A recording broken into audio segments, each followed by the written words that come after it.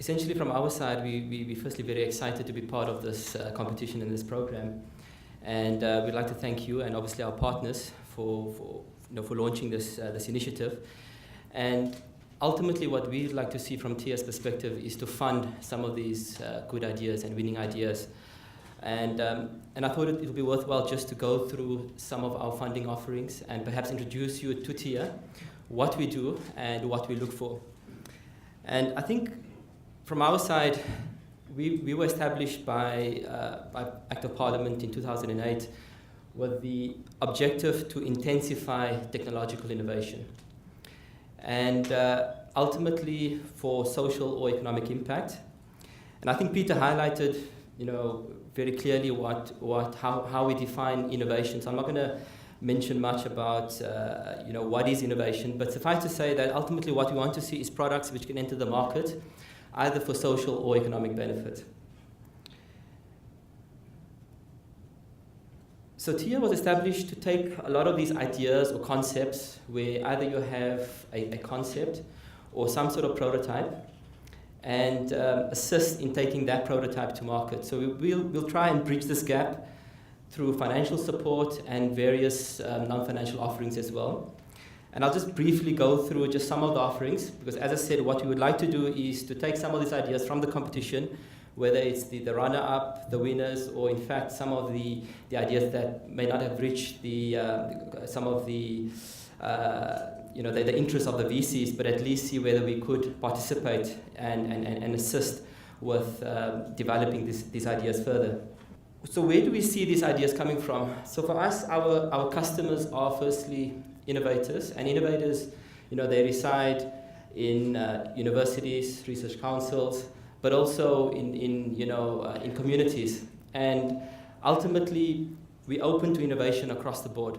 So whether it's a entrepreneur who's working on a gizmo behind in the back garage, and if we see that there's clear potential in terms of that product, looking at it at a specific need, TIA would like to support those entrepreneurs. So what we would like to do is obviously provide funding, hard cash, to assist in the development of those prototypes, to assist with commercialization of those innovative products. And we also try and offer business support through partnerships and also through our in-house support, where we would like to nurture and assist the business to succeed. We also have what we call technology infrastructure, where even an entrepreneur comes to us with a concept and they don't have the technical expertise to develop the prototype. We have developed a number of programs, including the establishment of technology stations and platforms to assist entrepreneurs across the board to develop those prototypes. And ultimately, we would then fund the further improvement of the prototype to take it to market.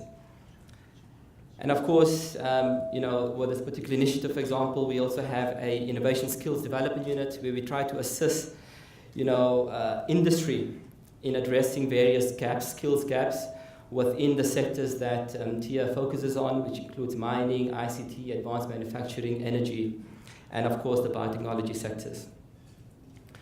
So I'll just like to just focus on the money. I think that's something that entrepreneurs are interested in. So we've established a number of funds to support different clients, different entrepreneurs. And depending on the stage of development, TIA would try and provide customized financial support. So currently we have funding for early stage concepts where if you come to us where you don't have a prototype yet, we're intending to launch a seed fund for entrepreneurs, but also for universities in particular, to assist them taking that concept into a prototype by providing financial support, and also to assist with the business plan, getting primary market data around the concept and essentially building the business case. We've also started for a number of years now, launched a matching fund for private sector, whether it's SMMEs or large corporations, in terms of developing projects which are already post-proof of concept. So if you have an idea where you've already proven that it works, but you're not ready for market. So there's a lot of development that's still required. That's our core focus. We'll assist financially in terms of taking that product, in terms of getting SABS approval, improving the specifications of the product, and ultimately take it to a point where it's ready for production. TIA will be launching a venture capital fund fairly soon, together with various VCs, and also assist in early commercialization. So once you've got your product developed and you would like to establish a pilot manufacturing facility, and you require support to take it to market, we would like to assist in the early commercialization activities as well. So we have a number of instruments where, in terms of royalties, loans, or even equity financing, which is predominantly for early stage startups. And the idea is to obviously take the risk. Okay, there are very few funders who are prepared to fund this phase of the project where you're still developing your prototype. And ultimately, our role as a government entity is to take the bulk of the technical risk and to a point where we can get other funders on board, the VCs and the likes of, the IDC, to commercialize and industrialize those products. So finally, I think this is basically, a summary of the various funds. We will be replacing the Idea Development Fund with a seed fund, as I mentioned before. And I'd just like to basically just end off by focusing on the sectors and just some of the criteria which is quite important for us. As I said, what we would like to see is these ideas being funded by TIA or our partners. And we focus on the biotechnology and industrial sectors. And obviously we have various criteria in terms of investing in innovation. And the key criteria is innovation, obviously.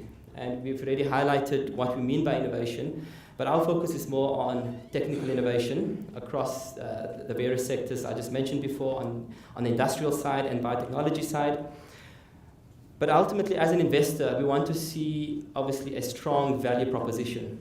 Okay, so if you've got a new product, it could be a small innovation where you've improved what already exists in the market. But if there's a clear need and there is a customer out there, who's willing to purchase your product, then you're kind of more than halfway there. So we need to clearly see there's a market need, there's a challenge which you're trying to address, and there must be a competitive advantage. And when we talk about competition, we need to look at it from a global perspective and not just competition that exists within South Africa, because there's nothing preventing people from bringing products from abroad. So we need to make sure that it is globally competitive, and you also have a strong or viable business model. So I think to summarize, innovation that talks to a strong value proposition and, with a viable business plan, and last but certainly not least, the entrepreneur. And I know a lot of people put emphasis on the entrepreneur rather than the technology. In our case, we need to obviously find a balance, but I can tell you that if you have a fantastic technology and you don't have the right entrepreneurial skills to take that to market, the business will fail. So we also look at the team as well. So with that, I'd like to thank the organizers and obviously encourage everyone to participate in this competition. And as TIA, we'd like to partner with our clients, with our entrepreneurs, and assist them, either financially or non-financially through our partners, and hopefully we can see these ideas into the market. Thank you. Thank you.